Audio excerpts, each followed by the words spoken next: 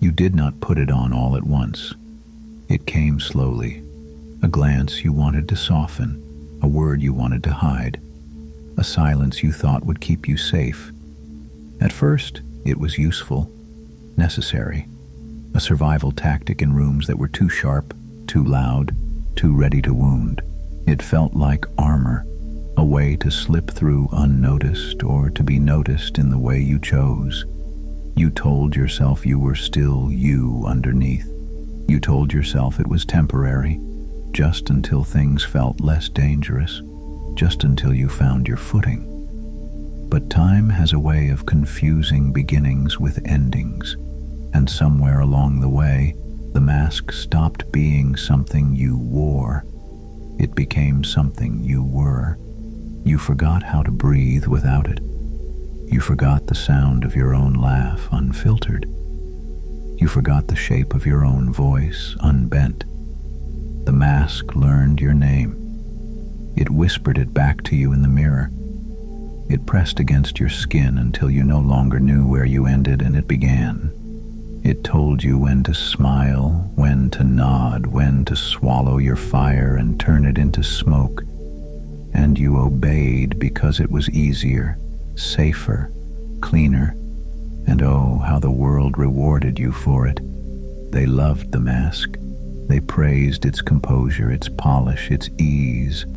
They smiled at its agreeable silences, its softened edges. They held it close while your real face waited behind it, unseen, untouched. And each time they cheered the performance, you felt a piece of yourself drift further away until the applause itself began to sound like proof that the mask was right, that you were nothing without it. Do you see it now? The betrayal is not that the world wanted your disguise.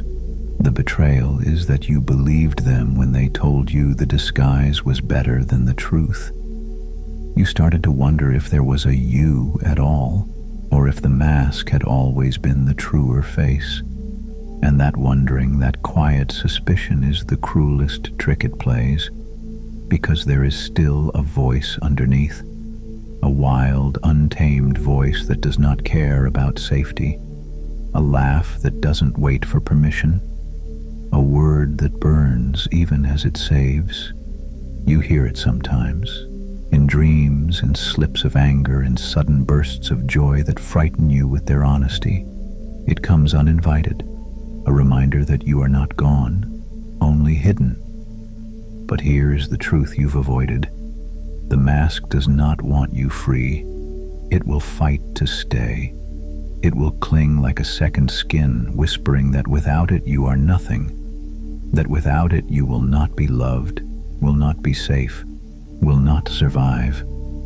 And maybe it's right, at least for a while. Taking it off will not feel like liberation.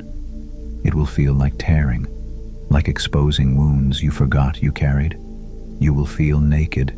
You will feel wrong. You will feel like a fraud in reverse.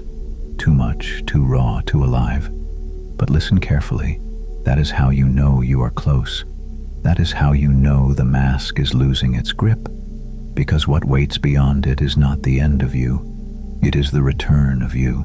The voice you silenced, the laughter you softened, the fire you swallowed, all of it waits, patient and aching for the moment you stop mistaking performance for love. And when that moment comes, when the mask finally slips, it will not vanish quietly. It will scream. It will call you ungrateful. It will demand you pick it back up. But let it scream. Let it claw. Let it curse your name. Because you know better now. You know that you were never meant to spend your life as someone else's echo. You were never meant to confuse applause for affection. You were never meant to disappear beneath a smile that was never yours. You were meant to be seen. You were meant to be heard. You were meant to be loved in the shape of your own truth. And one day, perhaps sooner than you think, you will look in the mirror and see your face again. Not the one the world applauded, not the one you built to survive, but the one that was waiting all along for you to remember your name.